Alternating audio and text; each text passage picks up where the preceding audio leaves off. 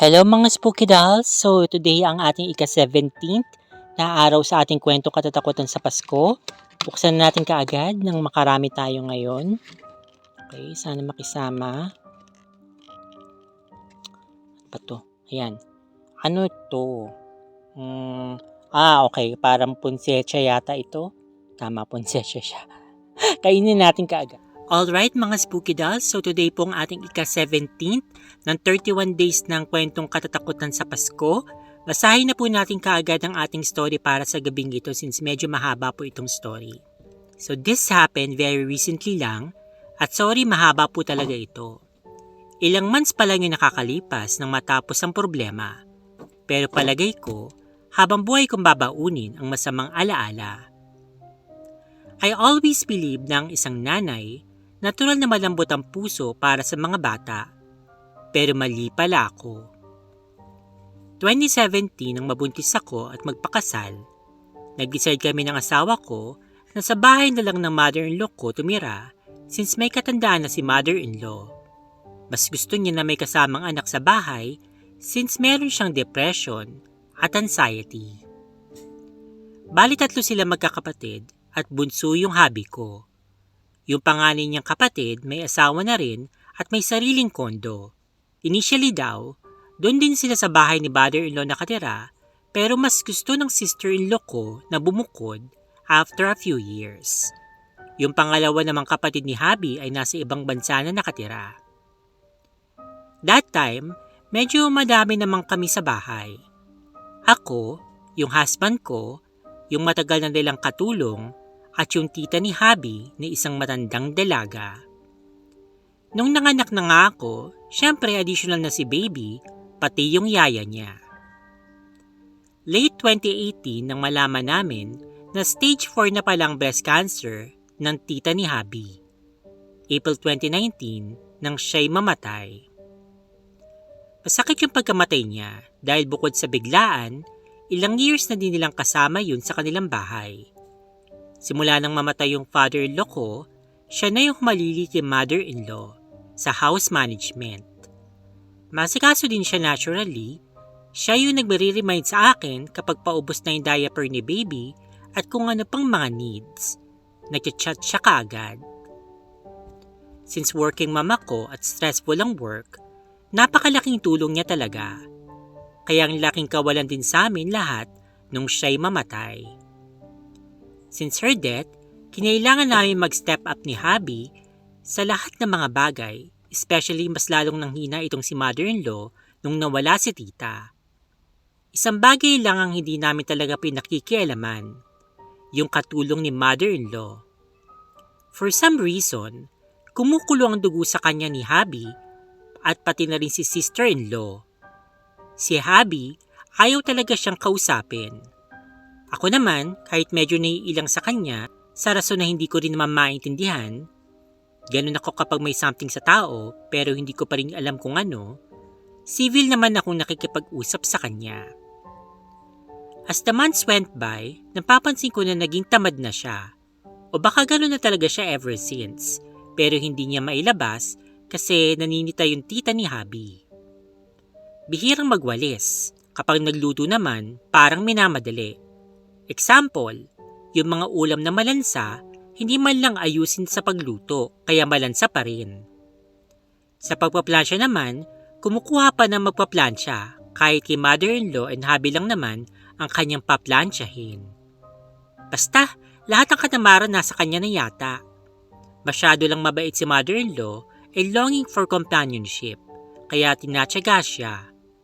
At the same time, matagal na din sila kila mother-in-law. Parang mga nasa 10 years na. Before her, nanay niya yung nag-work kay hubby pero mahal na mahal ni hubby yung nanay nito. Between 2018 to 2020, ilang beses na niyang sinasabi kay mother-in-law at tita nung nabubuhay pa ito na mag-resign na siya dahil gusto niya nang magpahinga. Mukha na din siyang may sakit kasi ninilaw yung balat niya. Then biglang babawiin, hindi na daw siya mag-resign. Basta ang gulo niya. Fast forward to 2020, kasagsagan ng pandemic. Dahil naka-lockdown yung bahay, mas lalo namin napapansin ni Habi yung katamaran ng katulong. Nakakaaway niya na din yung yaya ng anak ko. Pagkasalbahe din kasi siya sa kasama. Naikwento nga ni Habi na dalawa daw talaga sila noon nakatulong, pero laging umaalis yung mga nakakasama niya sa dahilan na hindi nila alam. Anyway, dahil na-stress na kami ni Habi sa kanya, coincidentally, may nirescue yung mother ko na katulong sa kapitbahay dahil pinagmamalupitan, we decided na palitan na yung katulong ni mother-in-law since nakakailang paalam na din naman siya bukod pa sa sakit nga ito sa ulo. Nagkasabay pa yung bagong katulong tsaka yung katulong ni mother-in-law. August daw plano mag-resign for good kaya pagbigyan na lang as respect na rin sa katagal niya. Inassign ko yung bagong katulong na tagaluto since dati siyang nagkakarinderya at talagang masarap siyang magluto. Nagkukusa din siyang labhan ng damit ko kahit tumatanggi ako. Sa madaling sabi, nakaklose ko tong bagong katulong. Every morning, nagkukwentuhan kami kasama yung yaya ni baby. Even si Habi, impressed din sa kanya. Hindi namin alam na yung closeness na yon, mamasamain pala nung katulong ni mother-in-law. Eventually, nag-away-away sila. Katulong ni mother-in-law versus yung bagong katulong at yaya ni baby. Hanggang umabot na sa sigawan. Dahil nai-stress na rin ako sa kanila, hinayaan ko si mother-in-law na kausapin sila. Tinry pa silang pagbatiin ni mother-in-law pero matigas talaga yung naunang katulong. Marahil, nainis na sa kanya si mother-in-law. Ayaw ni Joanna yung ugali mo, sabi ni mother-in-law. Ako nga pala yung Joanna. Akala niya lalambot, magigilty pagkasabi sa kanya nun. But instead, ang sagot ng katulong, Ay ayaw sa akin? Okay. and after an hour, wala na siya sa bahay. Napaaga yung pag-resign niya. Masayang-masaya kami ng bagong katulong pati yaya sa kanyang pag-alis. Yun pala, yun na yung simula ng mga mangyayaring kalbaryo. A few months later, nung medyo lumuwag na ang restrictions, bumisita kami ni Habi at baby kasama yung yaya sa aking mga magulang. Since tiwala naman kami sa bagong katulong, iniwan muna namin silang dalawa. Dahil nga sobrang namiss ko yung parents ko, nagstay muna kami ng mga ilang weeks sa kanila. Doon na nagumpisa ang pagbabago ni mother-in-law. Natural ng overthinker si mother-in-law and paranoid, pero mas lumala ang pagiging ganun niya during that time. Pinag-iisipan niya ng masama yung bagong katulong. Iniisip niya na nanakawan siya o may gagawin na masama sa kanya. Dahil doon, naging restless siya. Wala namang pinapakitang iba sa kanya yung bagong katulong, kaya noong una, hindi namin alam kung bakit ganun siya mag-isip. Isipan ng mother ko na patingnan sa bagong katulong yung phone ni mother-in-law. Doon nabasa niya na sinisiraan pala siya nung umalis na katulong.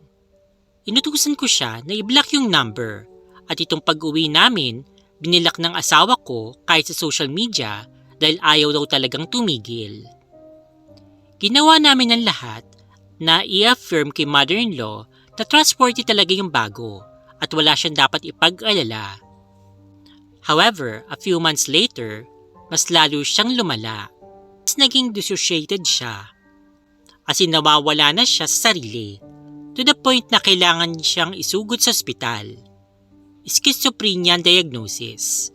Hindi na siya bumalik sa dati kaya kinailangan na din siyang kuhanan ng caregiver. May dementia na rin siya. Nag-decide yung kuya ni Habi pati sister-in-law na sila yung sasama sa bahay ni mother-in-law. Dahil nag-decide na rin kami ni Habi na tumira dun sa parents ko nung nag-resign yung yaya. Di niya na kasing umuwi ng probinsya. Mahirap maghanap ng trustworthy na yaya kaya umuwi na lang kami sa parents ko since malakas-lakas pa naman ng mother ko at marami akong relatives na malapit na pwedeng tumulong sa amin sa pag-aalaga kay baby kung kakailanganin. 2022, nung nag-start na naman yung magbago si baby na 4 years old na. In the middle of the night, bigla na lang siyang umiiyak ng matindi. Yung parang natatakot at nasasaktan. wala naman problema sa health niya.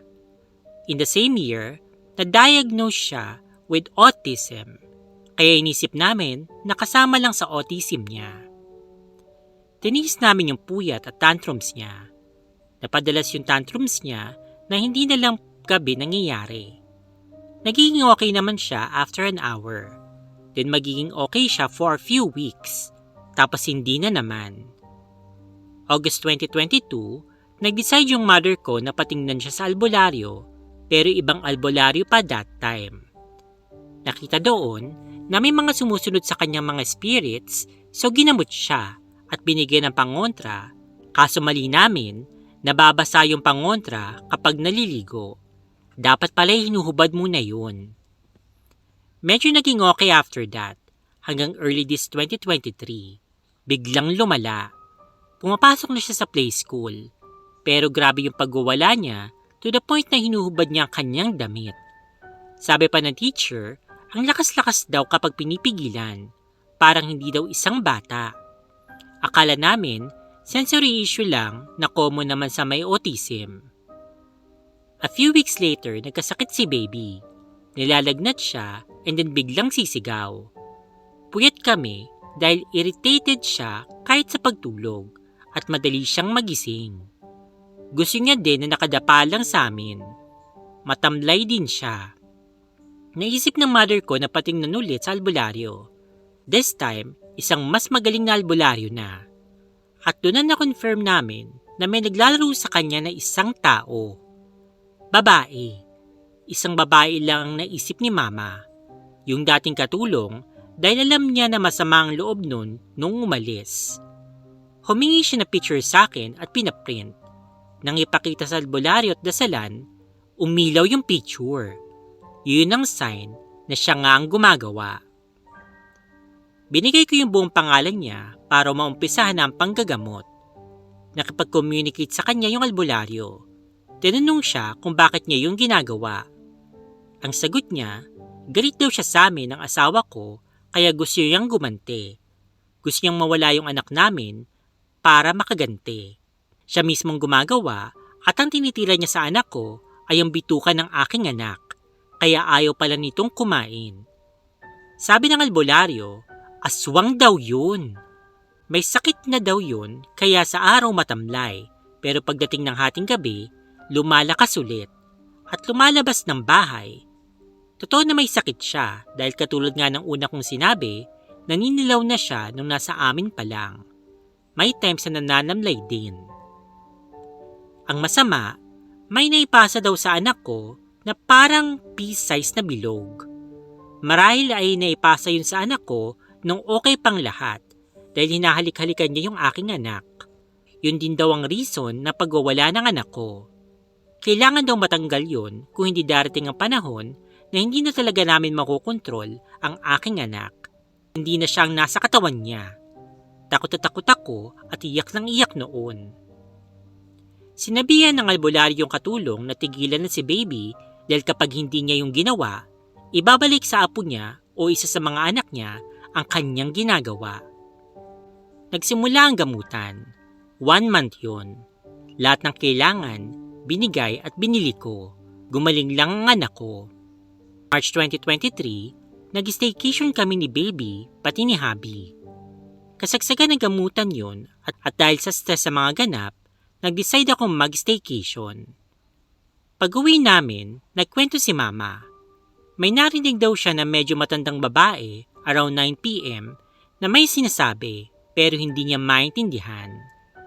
Wala naman daw tao sa labas at kung meron man, hindi ganong kalakas ang boses kasi may gate at garahe kami. Nang i-share ko yun sa albularyo, kinonfirm ng albularyo na yung katulong iyon. Pinumura siya at gusto siyang isunod dahil siya yung nakaisip ipagamot si baby. Honestly, dahil ang family ni hubby ay hindi naniniwala sa mga ganyan, kaya hindi ko na rin talaga naisip na magkalpularyo. Mabutit na isipan ng mama ko. Eventually, sumuko yung katulong dahil takot siya na ibalik sa apo niya na 1-year-old pa lamang. Coincidentally, babae din yung apo at kaidarang ko yung anak niyang panganay. Kaya doon ko na-realize, ang taong walang hiya, kahit bata ay dadamay. Akala ko kapag isa kang ina, mas malambot ang iyong puso. Hindi pala ganun lahat. Nung night at sumuko siya, narinig ko siya, humihingi ng tawad at nakikusap na wag idama yung apo at mga anak niya. Sumagot ako, wala kaming kasalanan sa iyo at alam mo yan. At kung meron man kaming kasalanan, Diyos nang bahalang magparusa. Ang tanging ginawa lang namin ay palitan ka dahil sa katamaran mo. Pero kung hindi ka rin naman namin pinalayas, kusa kang umalis. Tantan mo na yung anak ko dahil kapag nawala siya sa akin, wala talaga akong sasantuhin.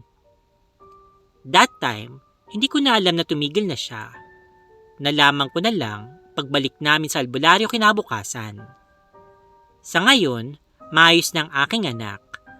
Gabi-gabi, nilalapit ko siya sa Diyos para sa kanyang kaligtasan. Kapag naalala ko yung mga nangyari, naiiyak pa rin ako, pero sinumpa ko na wala na makakapanakit sa kanya. Maayos na rin si mother-in-law ngayon, although hindi na bumalik sa dati ang kanyang lakas at evident na talagang dementia sa kanya.